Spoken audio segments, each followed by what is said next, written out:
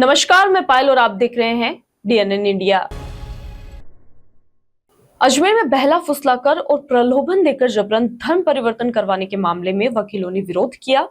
जिला bar association के अध्यक्ष और अन्य वकीलों ने कलेक्टर को मुख्यमंत्री के नाम ज्ञापन दिया और ज्ञापन देकर जबरन धर्म परिवर्तन करवाने वालों के विरुद्ध मुकदमा दर्ज कर कार्रवाई करने की मांग की। अजमेर में बहला फुसलाकर और प्रलोभन देकर जबरन धर्म परिवर्तन करवाने के मामले में वकीलों ने विरोध किया।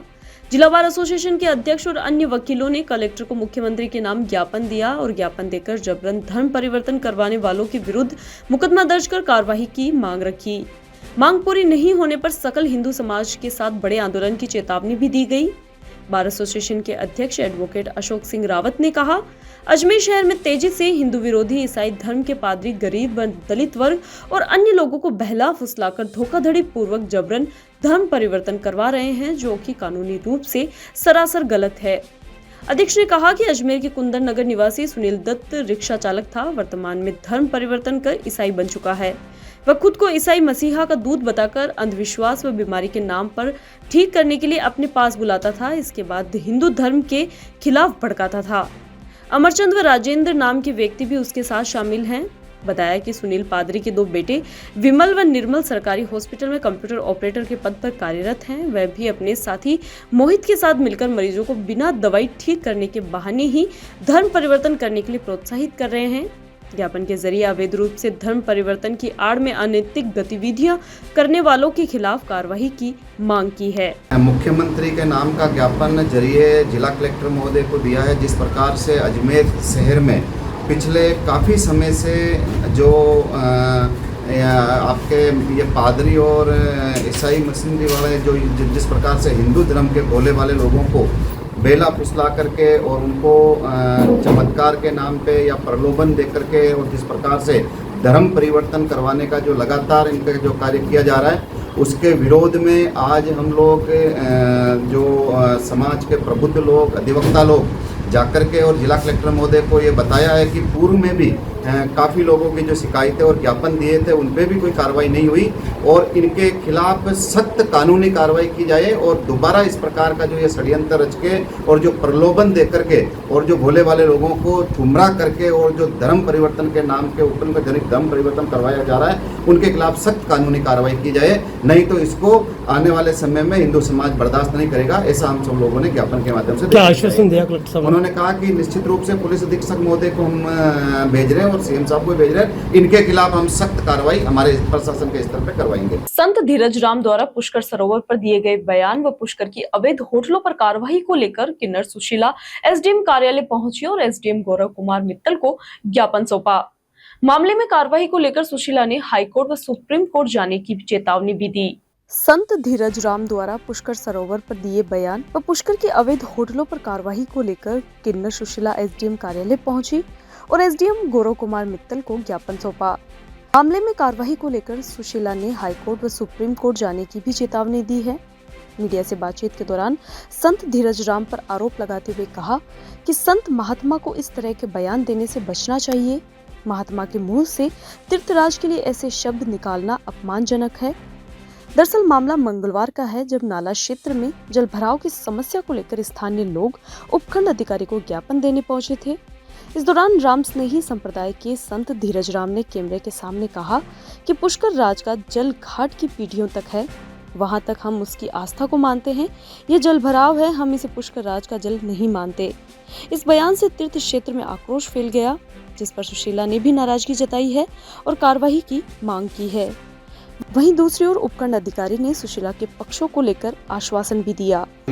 वर्तमान में जैसा कि अब पूरे राजस्थान भर में बारिश का दौर चल रहा है और पुष्कर में भी अभी तक लगभग 350 mm के आसपास इवन ज़्यादा ही बारिश हो चुकी है।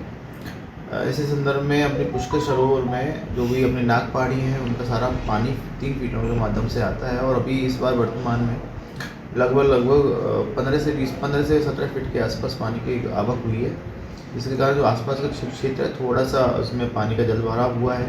इसकी भी निकासी की व्यवस्था हम कर रहे हैं, पंप लगा रहे हैं और हमने इसमें सिविल डिफेंस से SDRF को भी लगातार सर्विलेंस में रखा हुआ है और वो भी लगातार मॉनिटर कर रहे हैं ताकि किसी तरह की अप्रिय घटना यहाँ नहीं हो। पुष्कर सरोवर की इतनी अच्छी तरह धार्मिक मान्यता है, यहाँ पे कावड़िए इस समय जो सावन मास चल रहा है तो कावड़िए आते हैं और अपना जो धार्मिक आस्था है वो निभाते हैं। कावड़िए अपने जल भर के ले जाते हैं और रुद्राभिषेक के लिए करते हैं।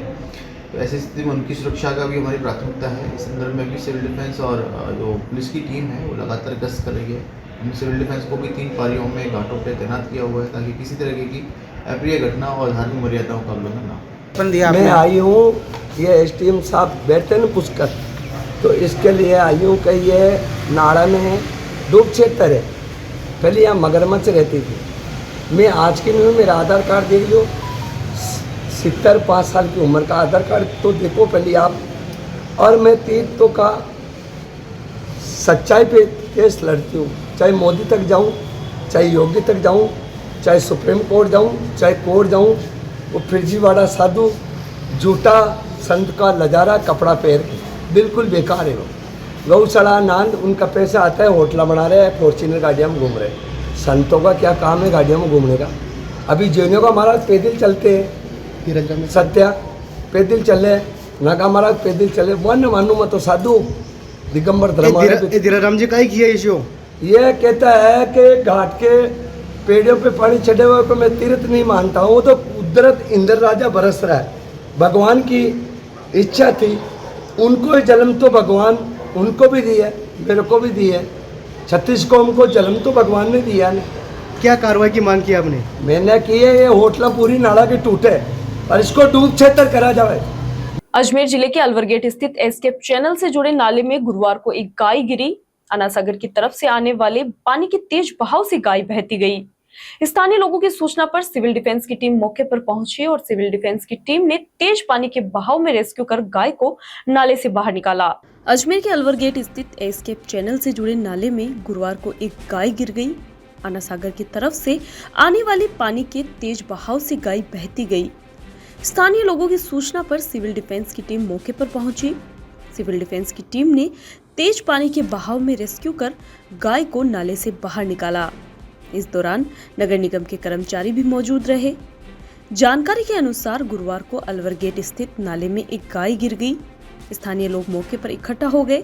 सूचना मिलने पर गोरक्षक भी मौके पर पहुंचे और गाय को निकालने का प्रयास किया। बाद में सूचना मिलने पर सिविल डिफेंस और नगर निगम की टीम भी मौके पर पहुंची। सिविल डिफेंस की टीम ने तुरंत रेस्क्यू किया और तेज बहाव में रस्सी के सहारे उतरकर गाय को नाले से तुरंत बाहर निकाला। हम सिविल डिफेंस से कंट्रोल रूम से सूचना मिली थी कि श्रीनगर रोड से हम लोगों के पास फ़ोन आया था कि वहाँ पे एक गाय है जो आगे से बहती हुई आ रही है और श्रीनगर से वो अलवर गेट तक थाने के यहाँ जो नाला है उसमें बहाव बहुत तेज़ होने के कारण वो बहती हुई जा रही थी। तो इसलिए सिविल डिफेंस की टीम वहाँ पे मौके पे पहुंची। वहाँ पे टीम ने रेस्क्यू किया गाय को और सुरक्षित बाहर निकाल लिया। करीब कितना टाइम लग गया आपको? हम 10 मिनट के अंदर हम लोगों ने रेस्क्यू करके गाय को सुरक्षित स्थान निकाल लिया। पानी आगे से आ रहा था और ये क्या बोलते हैं श्रीनगर रोड पे जो रिलायंस पेट्रोल पंप है उसके वहाँ से हम लोगों ने आगे अलवर गेट के वहाँ पे जाके हमने गाय को पकड़ा है। कितने टीम के सदस्य थे? हम लोग यहाँ 10 टीम के सदस्य लगे हुए हैं अभी यहाँ पर DQRT के अंदर और हम लोगों की पूरी टीम ने जाके वहाँ पे रेस्क्यू करके और गाय को सुरक्षित निकाला अलवर गेट। यहाँ रुकते एक छोटे से ब्रेक के लिए, जल्द हाजिर होंगे खबरों के नए सफर के साथ। ही ऐसी है, चिंता तो होगी ना। लेकिन अब अपनी चिंता को बदलो विश्वास में, क्योंकि आदिनाथ कैंसर मेडिसिटी में है रेडियोथेरेपी, कीमोथेरेपी और कैंसर सर्जरी के उपचार के साथ आधुनिक सुविधाएं भी। विजिट करें आदिनाथ कैंसर मेडिसिटी एट चाची आवास Ajmer.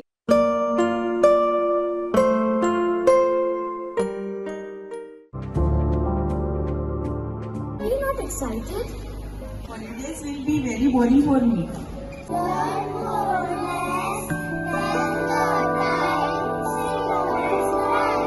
And off for visiting black rice and sugar. This black rice has a very unique flavor.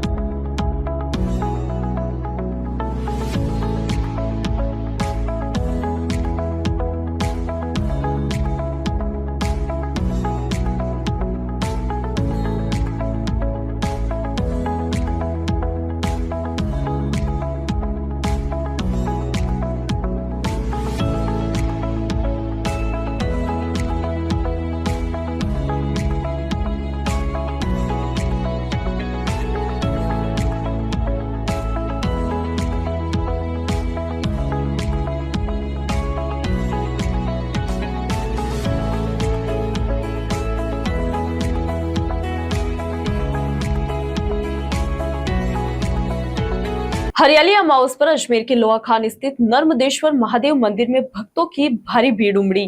इस दिन महिलाओं ने कल्प वृक्ष की पूजा अर्चना कर अपनी सुहाग की लंबी आयु की कामना की। सावन महीने की अमावस हरियाली अमावस कहलाती है। ये पर्व प्राकृतिक संतुलन, वृक्षारोपण और हरियाली को समर्पित है। हरियाली अमावस पर अजमेर के लोहा खान स्थित नर्मदेश्वर महादेव मंदिर में भक्तों की भारी भीड़ उमड़ी। क्षेत्र की महिलाओं ने हरियाली अमावस पर भगवान शिव व पार्वती की पूजा अर्चना की और रुद्राभिषेक किया। सुबह ब्रह्मा मुहूर्त से ही श्रद्धालु मंदिर में दर्शन के लिए पहुंचने लगे। मंदिर परिसर हरियाली, भक्ति और श्रद्धा से सारोबार रहा। महिलाओं ने कल्प वृक्ष की पूजा कर अपनी सुहाग की लंबी आयु की मनोकामना की। हरियाली अमावस के अवसर पर विशेष रूप से कल्प वृक्ष की पूजा का भी बड़ा महत्व है। मान्यता है कि कल्प वृक्ष वह पावन वृक्ष है जो मनुष्य की सभी कामनाओं की पूर्ति करने में सक्षम है। ये वृक्ष न केवल धार्मिक दृष्टि से पूजनीय है, बल्कि पर्यावरण और आध्यात्मिक ऊर्जा का भी अद्भुत स्रोत माना जाता है। जी, आज कल्प वृक्ष का मेला लगा है यहाँ पे और सभी महिलाएं यहाँ पर शिव और पार्वती जी की पूजा करने आई है, मतलब जो कि कल्प वृक्ष है।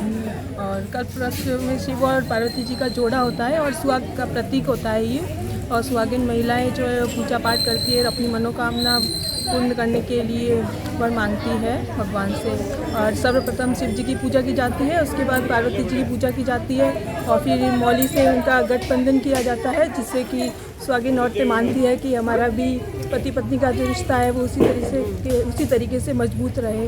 कल्पक शिव मंदिर लोहा खान अजमेर में शिवप्रिय श्रावण मास में कल्प वृक्ष हरियाली अमावस्या के मेले का आयोजन किया जाता है और यहाँ पर हजारों की संख्या में नर नारी, वर वधू और सभी भक्तजन कल्प वृक्ष रूपी पारिजात वृक्ष की शंकर गौरी के स्वरूप में यह वृक्ष है, इनकी पूजा करते हैं। टोली मोली षोडशोपचार से और वस्त्र वगैरह जो भी है टोली मोली चंदन वगैरह से पूजा की जाती है। और कल्प वृक्ष की अपनी कल्पना के अनुसार जो भी भक्त अपनी कल्पना के अनुसार जो भी कामना करता है उसकी भक्त की इच्छा पूरी होती है। पूजा करने से सारी मनोकामना पूरी होती है। ये कुदरती पेड़ लगता है यहाँ पे, काफ़ी सालों से है। इसकी कहानी सुनी जाती है। हरे वृक्ष के नीचे बैठा जाता है, प्रसाद वगैरह ग्रहण किया जाता है। तो सब भगवान सभी कल्प वृक्ष भोले बाबा, पार्वती सभी की मनोकामना पूरी करते हैं। और हर हर महादेव। पूजा किस प्रकार की जाती है इसकी थोड़ा बताएंगे? इसकी पूजा तो जैसे नॉर्मल पूजा होती है, कोई खास विधि विधान नहीं है इसका। ये कोई जो कल्प वृक्ष का जोड़े का पेड़ होता है, जोड़े से पूजा होती है इसकी। पहले होती है भोले बाबा की पूजा, शिव शंकर भगवान की पूजा होती है, फिर गौरी मैया की पूजा होती है। राजस्थान उच्च न्यायालय के आदेशानुसार कैडर पुनर्गठन नहीं किए जाने से अजमेर न्यायिक कर्मचारियों की छठे दिन भी हड़ताल जारी रही। आज न्यायिक कर्मचारी अपनी विभिन्न मांगों को लेकर सेशन कोर्ट परिसर में सत्याग्रह अनशन पर रहे। राजस्थान उच्च न्यायालय के आदेशानुसार कैडर पुनर्गठन नहीं किए जाने से अजमेर न्यायिक कर्मचारियों की छठे दिन भी हड़ताल जारी रही। आज न्यायिक कर्मचारी सेशन कोर्ट परिसर में सत्याग्रह अनशन पर रहे। कर्मचारी 18 जुलाई से अनिश्चितकालीन सामूहिक अवकाश पर हैं। न्यायिक कर्मचारियों का कहना है कि उच्च न्यायालय के पूर्ण पीठ द्वारा अनुमोदित प्रस्ताव के अनुरूप कैडर पुनर्गठन के आदेश प्रस्तावित हैं। बावजूद इसके आज दिन तक इस पर कोई काम नहीं हुआ, जिसे न्यायिक कर्मचारियों में रोष है। इसको लेकर न्यायिक कर्मचारियों द्वारा पिछले दिनों से लगातार अनिश्चितकालीन सामूहिक अवकाश कर अपना रोष प्रकट कर रहे हैं, जिससे न्यायिक कार्य भी पूरी तरह से बाधित है। कर्मचारियों ने बताया कि सरकार के विरोध में न्यायिक संघ के प्रदेशाध्यक्ष व पूर्व जिला अध्यक्ष द्वारा लगातार जयपुर से भूख हड़ताल की जा रही है। प्रांतीय स्तर के आह्वान पर अजमेर के न्यायिक कर्मचारियों द्वारा कैडर पुनर्गठन की मांग को लेकर आज सत्याग्रह अनशन किया जा रहा है। कार्मिकों ने बताया कि पूर्व में इस संबंध में ज्ञापन देकर भी समस्याओं से इत्तलाह करवाया जा चुका है। जिला सेशन न्यायालय अजमेर राजस्थान न्यायिक कर्मचारी संघ के प्रदेश के आह्वान पर ये हमारा जो प्रदेश नेतृत्व है वो तो अनामरण अनशन पर बैठा है। हमारे जो प्रदेश अध्यक्ष है, हम यहाँ सत्याग्रह कर रहे हैं। हमारे जो कर्मचारी है जिला सेशन संपूर्ण जिले के जो कर्मचारी हैं, चाहे केकड़ी हो, किशनगढ़ हो, ब्यावर हो, सभी कर्मचारी कोई काम नहीं कर रहे हैं, सब सत्याग्रह कर रहे हैं। सब कोर्ट से बाहर है, कोई काम नहीं कर रहा है। इसमें केवल अधिकारी लोग बैठे हैं न्यायालय में, और न्यायालय पूरे ठप पड़े हैं। तो मांगे क्या? हमारी मांगे जो वेतन पुनर्गठन था, माननीय उच्च न्यायालय ने पूर्ण पीठ ने भी हमारे पक्ष में फैसला करके राजस्थान सरकार को भेज दिया, पर राजस्थान सरकार आज दिन तक भी उस पर अनुमोदन नहीं किया है, और उसी के समर्थन में हम ये अनावरण अनशन पर बैठे हैं। कितने दिन हो गया? आज हमारा 6ठा दिन है। आपकी वार्तालाप चल रही है? बिल्कुल चल रही है। हमारा प्रदेश नेतृत्व तो राज्य सरकार से वार्ता कर रहा है। 2-3 बार की जो वार्ता हुई है वो असफल हुई है। अब हमको 25 तारीख दी है। 25 तारीख के दिन हमें आशा ही नहीं, पूर्ण विश्वास है कि हमारे पक्ष में फैसला होगा, जबकि न्यायालय का आदेश है, जबकि राजस्थान सरकार ने अपने कर्मचारियों को दे दिया है वेतन पुनर्गठन वाला मामला, पर हमको नहीं दिया, नए कर्मचारियों को नहीं दिया। अच्छा, ऐसे में जैसे परिवार की तारीख है उनकी परेशानी हो रही है? बिल्कुल हो रही है साहब, उसका हमें भी खेद है, पर क्या करें, हमारी मजबूरी है। हमारी मजबूरी है। राजस्थान सरकार कर्मचारियों को दे दिया पर नए कर्मचारी को नहीं दिया, इसलिए ये हो रहा है। हमें अंतर की आत्मा से हमें दुख है कि कर्मचारी सफर कर रहे हैं। खबरों के सफर में अभी सिर्फ इतना ही, फिर हाजिर होंगे खबरों के नए सफर के साथ। तब तक के लिए दीजिए इजाजत। नमस्कार।